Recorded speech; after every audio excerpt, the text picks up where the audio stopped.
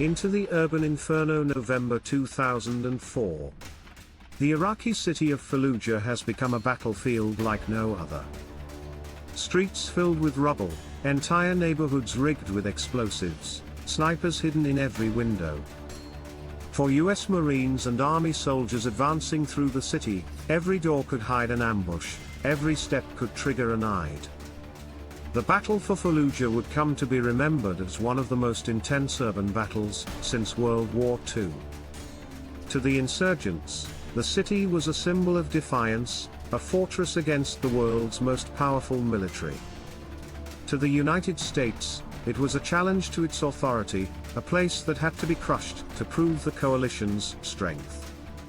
What followed was a descent into urban hell, weeks of house-to-house combat, relentless artillery, and devastation that reduced much of the city to ruins. For the Marines who fought there, Fallujah was the toughest fight of their lives. For Iraq, it became a wound that has never truly healed. This is the story of the Battle of Fallujah, America's urban hell, a brutal clash that defined the Iraq War and reshaped modern urban warfare. Background: Iraq after the invasion. To understand Fallujah, we must first return to the aftermath of the 2003 US-led invasion of Iraq. In March 2003, American and coalition forces toppled Saddam Hussein's regime in just weeks. The speed of the collapse shocked the world. Statues of Saddam were pulled down in Baghdad, and President George W. Bush famously declared mission accomplished. But beneath the celebrations, Iraq was unraveling. The fall of Saddam left a power vacuum. The Iraqi army was disbanded, government institutions collapsed, and millions of armed men were suddenly unemployed and angry. Sectarian tensions between Sunnis and Shias, suppressed for decades under Saddam, began to explode. For the United States, the war was no longer about defeating Saddam's regime. It was about occupying, rebuilding, and stabilizing a country that was spiraling into chaos. This task proved far harder than the initial invasion. Insurgency flared almost immediately. Roadside bombs, improvised explosive devices, or IEDs, began targeting US convoys. Patrols were ambushed. Rockets and mortars struck coalition bases. Foreign jihadists flowed into Iraq, declaring a holy war against the occupation. And at the heart of this storm was Fallujah. Why Fallujah? Fallujah, a city of around 300,000 people on the Euphrates River west of Baghdad, had a long reputation for fierce independence. Known for its conservative Sunni population and powerful tribal networks, it had resisted outside control for centuries. Under Saddam, Fallujah was favored by the regime. Many officers in the Iraqi army came from the city. After the invasion, its people felt humiliated, stripped of status and power. Tensions boiled quickly. In April 2003, just weeks after Saddam's fall, US troops opened fire on protesters in Fallujah, killing more than a dozen civilians. Whether the soldiers were provoked or not, the incident enraged the population. To the people of Fallujah, America was not a liberator, it was an occupier. Over the following months, attacks on US forces multiplied.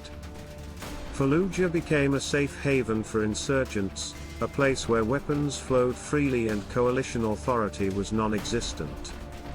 To the American military, it became known as the City of Mosques, not only for its hundreds of minarets, but also for the way insurgents used these sacred spaces as strongholds. By early 2004, Fallujah was a no-go zone.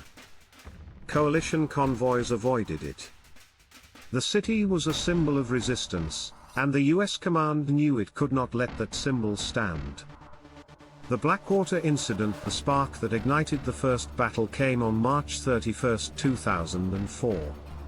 4 American contractors from the private security company Blackwater were ambushed in Fallujah. Their convoy was attacked with grenades and rifles.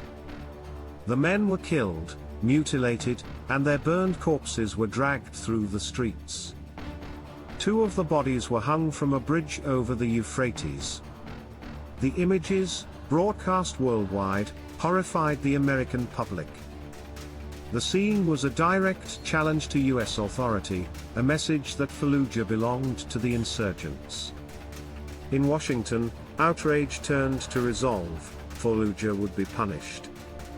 Operation Vigilant Resolve. In early April 2004, the US Marines launched Operation Vigilant Resolve, the first attempt to retake Fallujah.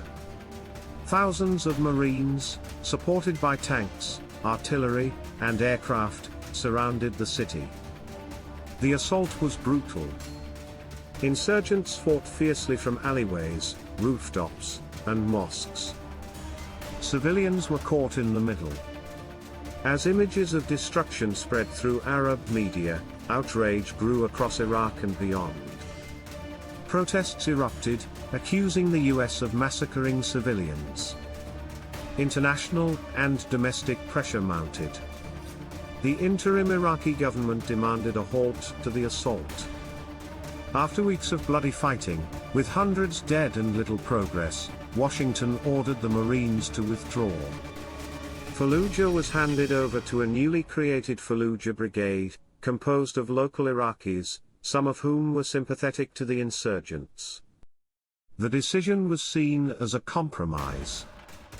In reality, it was a disaster. A symbol of resistance to the insurgents, the withdrawal was a victory. Fallujah became a rallying cry across the Arab world. Militants from across Iraq, and even beyond, flocked to the city. For the US, the retreat was a humiliation. For the insurgency, it was proof that America could be beaten. The stage was set for an even greater showdown. The rise of Zarqawi. After the withdrawal of US forces in April 2004, Fallujah transformed from a rebellious city into the beating heart of the insurgency. And at the center of this transformation was Abu Musab al-Zarqawi. Zarqawi, a Jordanian militant, had arrived in Iraq after the US invasion. Ruthless and charismatic, he pledged allegiance to Osama bin Laden but pursued his own brutal path. His group, Al-Qaeda in Iraq, quickly gained notoriety for suicide bombings, kidnappings, and executions filmed for propaganda. Fallujah became Zarqawi's stronghold. Here, his fighters trained recruits, built bombs, and plotted attacks across Iraq. The city was no longer just a symbol of defiance, it was the headquarters of global jihad inside Iraq. Fortifying the city with the coalition gone, insurgents turned Fallujah into a fortress. Entire neighborhoods were transformed into kill zones. Roads were seeded with improvised explosive devices. Homes were converted into bunkers. Mosques became command centers. Snipers occupied minarets, turning sacred spaces into battle stations. The insurgents were not just Iraqis. Fighters from across the Middle East, North Africa, and even Europe joined the ranks. Fallujah was internationalized, its defense planned like that of a medieval citadel. Meanwhile, civilians were trapped. Some fled before the fighting, but many remained, either by choice, fear, or lack of means. These civilians would become both human shields and victims of the battle to come. The decision for a second battle. By late 2004, the existence of an insurgent capital so close to Baghdad was intolerable for both the US military and the new Iraqi government.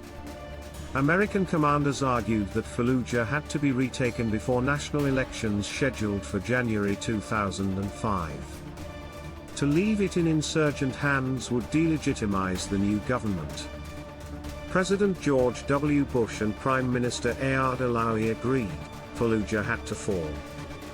This time, there would be no half measures. The operation would be massive, coordinated, and relentless. Its name, Operation Phantom Fury. Preparing Operation Phantom Fury, the Second Battle of Fallujah would be the largest single operation of the Iraq War.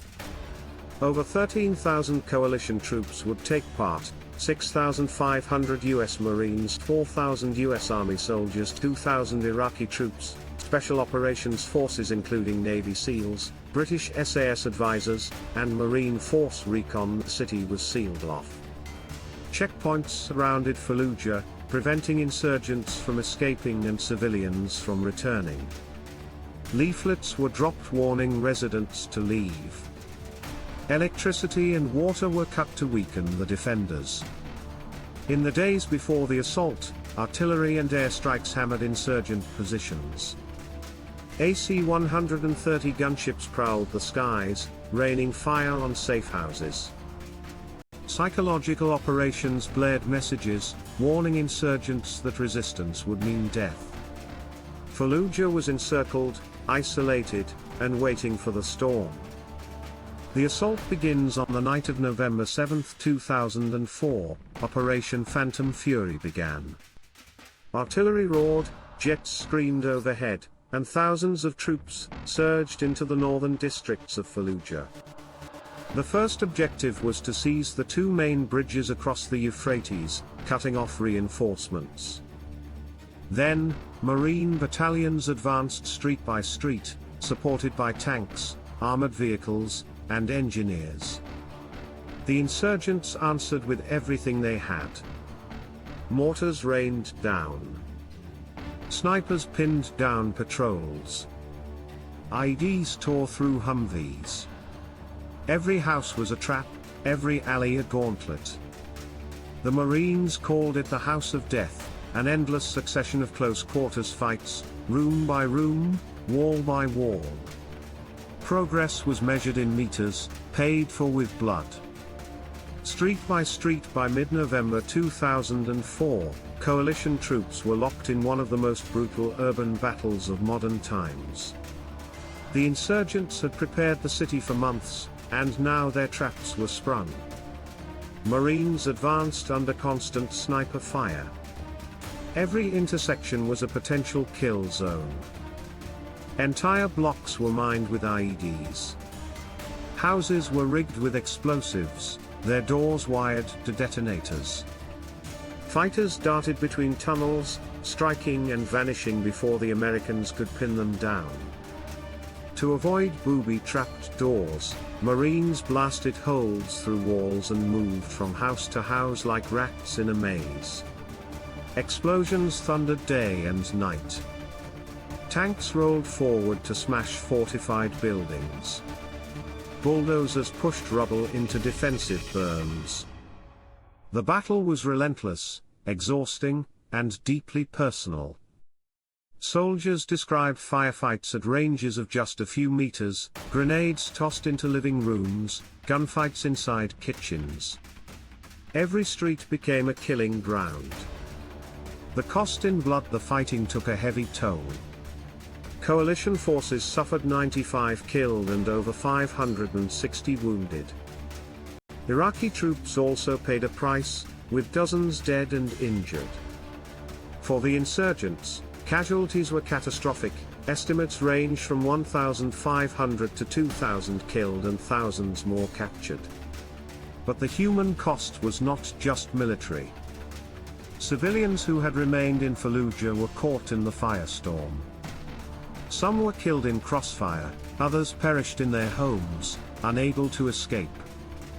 Entire families vanished beneath rubble. By the end of the battle, large sections of Fallujah were reduced to ruins. Satellite images showed neighborhoods flattened, streets cratered, mosques destroyed. For those who returned after the battle, the city was unrecognizable.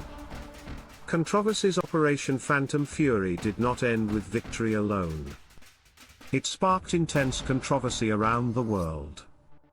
Reports emerged that US forces had used white phosphorus munitions during the battle, officially as an illumination and smokescreen tool, but also as an incendiary weapon against entrenched insurgents. Images of burned corpses circulated, igniting debates about legality under international law.